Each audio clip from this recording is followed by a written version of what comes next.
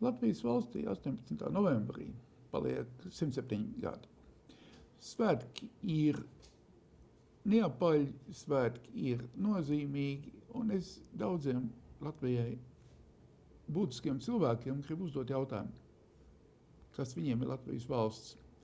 Ne tikai kā zemes teritorija, ne tikai kā valsts valdība, bet vairāk, plašāk kā Latvija. Un mans sarunu biedrs, Latvijas Zinātņu akadēmijas prezidents, akadēmiķis, profesors Ivars Kalviņš.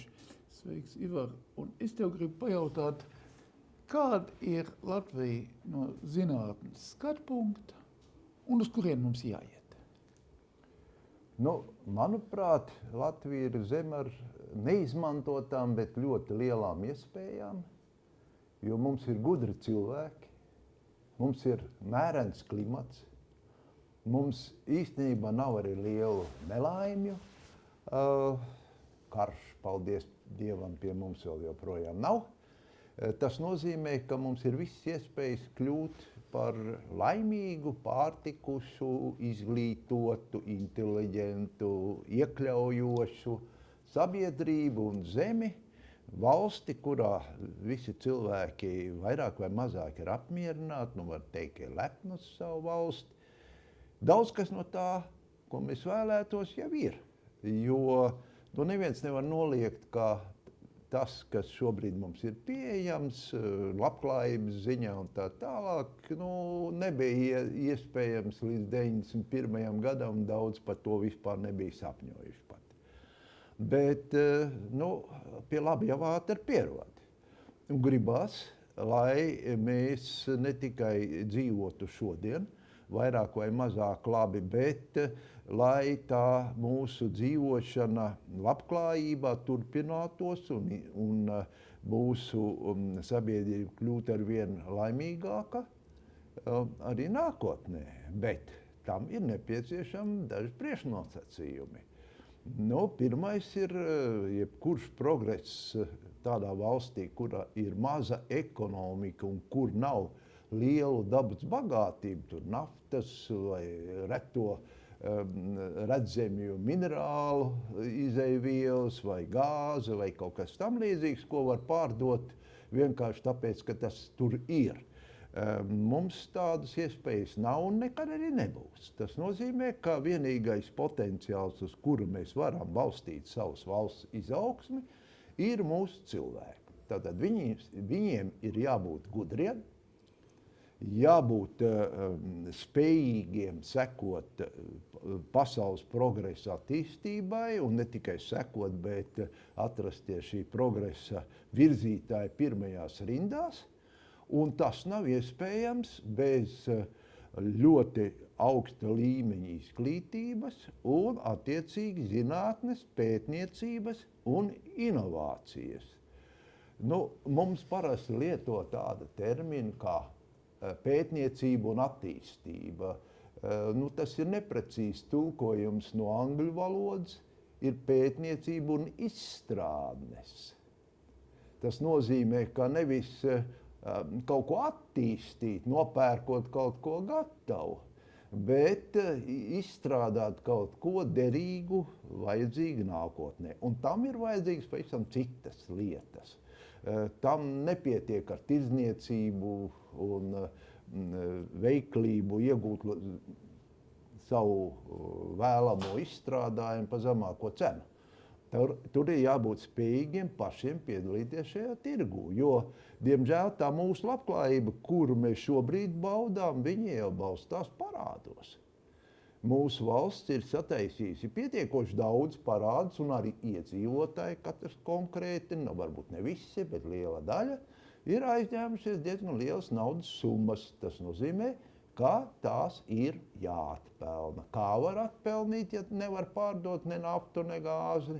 Tikai, ja mēs varam radīt produktus, kur ir pieprasīti eksporta tirgos, ja mūsu tirgus ir maziņš, mēs nevaram balstīties tikai uz savu tirgu, tad Nākošais tiem ir jābūt augst tehnoloģiskiem, ar ļoti lielu pievienoto vērtību, jo mēs nevaram atļauties būvēt, teiksim, smagās mašīnu būves uzņēmumus, nu, tā kā mēs te kausējam tēraudu un tam līdzīgi, jo mums nav izēviela. Un nekad mēs nespēsim šajās nozarēs konkurēt ar tām valstīm, kurām tas ir.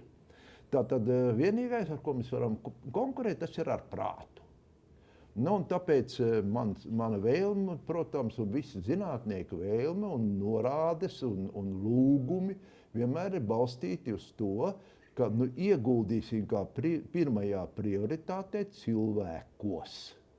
Tas ir cilvēku potenciāla attīstība, bet ar to nepietiek. Tad ir vajadzīga jau laba izglītība, arī spēja inovēt, jeb restīvi izdomāt ko jaunu, jo inovācija ir pēc kā procesa, tā ir jaunrade. Vai nu tā ir tehniskā vai kāda cita, bet tā ir jaunrade. Un tas, ko rada inovācija, to sauc par inovācijām, tie ir šie jaunrades rezultāti, inovatīvie produkti un tehnoloģijas.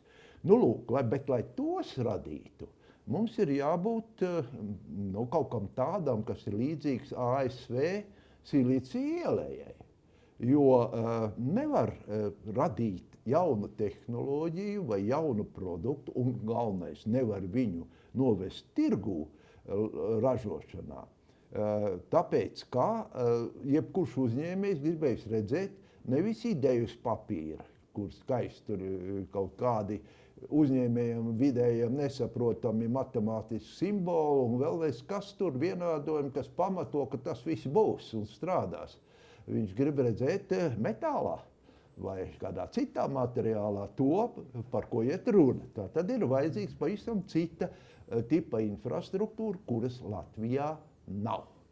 Un tā ir šī Silīcija ieleja, kurā būtu, teiksim, konstruktoru biroji, kurā būtu smalkmehānikas iecirkņi, būtu elektronikas iecirkņi, būtu programmēšana, būtu visāda veida prototipu radīšanas iespējas, būtu testēšanas laboratorijas un tā tālāk un tā joprojām. Viss beigtos ir certifikācijas centra, kurā iegūst atzinību šo te Eiropas certifikātu, jeb CE zīmogu, ar kur var tirgot šo produktu Eiropā vismaz.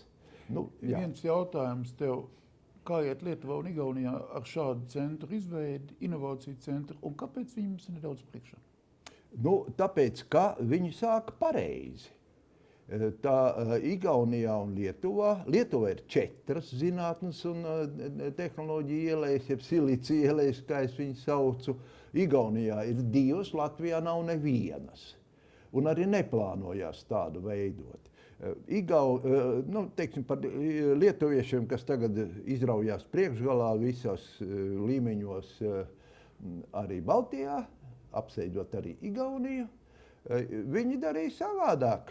Viņi tos pirmos pieejamos līdzekļus, kurus mēs no Eiropas Savienības varējām dabūt, ieguldīja šīs te infrastruktūras radīšanā. Tas ir izveidojot to materiālu tehnisko bāzi, kurā tas zinātnieks un arī uzņēmējs, kas ir ļoti būtiski, ka abi divi, gan pētnieks no publiskā sektora, gan uzņēmējs vai viņa līdzstrādnieki no privātā sektora var izmantot šo infrastruktūru, lai radītu inovāciju, respektīvi veidot to jauno produktu vai aprobētu jauno tehnoloģiju. Un tad nākošajā etapā viņi ieguldīja naudu projektos, tad kaut ko, kas būs tagad vajadzīgs tajās jaunizveidotajās ielejās veidot kā produkts un to materiālo iznākumu, un tad paredzēja atalgojumam. Mēs izdarījām savādāk. Latvija ieguldīja pirmos līdzekļus atalgojumā, jo jāizbāž caurums, ka tie zinātnieki neko nesaņem. tad ieguldīja projektos, un pēc tam sāk domāt par infrastruktūru. Un tā jau domājam joprojām par to infrastruktūru. Jā, augstākai izglītībai ir uzceltas universitātēm jaunas korpus, arī nepietiekoši, bet ir jau. Bet viss tas pārējais. Mēs tāpēc zaudējam tempu, mēs neejam uz priekšu, bet mēs neejam tik ātri, kā mums gribētos. Tāpēc ir tomēr tas, ko Zinātņu akadēmija visu laiku saka, te ir valstī piederoša ēka, liela ēka, kur varētu izmantot, lai radītu šādu infrastruktūru, izvietotu tur. Tad nav jāpieder Zinātņu akadēmijai, te jāpieder Latvijas valstī ar vienādu pieeju šai infrastruktūrai gan publiskajam sektoram, kam nav nekā praktiski šajā virzienā, kā arī uzņēmējiem, kas arī nevar atļauties uzturēt šādu infrastruktūru. Šo ceļu gāja arī Francija. Vispirms uzbūvēja infrastruktūru un tad par, tā sakot, kapeikām izīrēja tiem, kas grib strādāt. Es tev pateicos par stāstījumu. Es ceru un ticu, ka tavs spēlējums un stāsts noderēs Latvijas valstī nākamajos attīstības gados. Paldies tev. Paldies, es arī tā ceru, un lai mums visiem kopā veicās, un mūsu tauta, un mūsu bērni un mazbērni dzīvo laimīgi.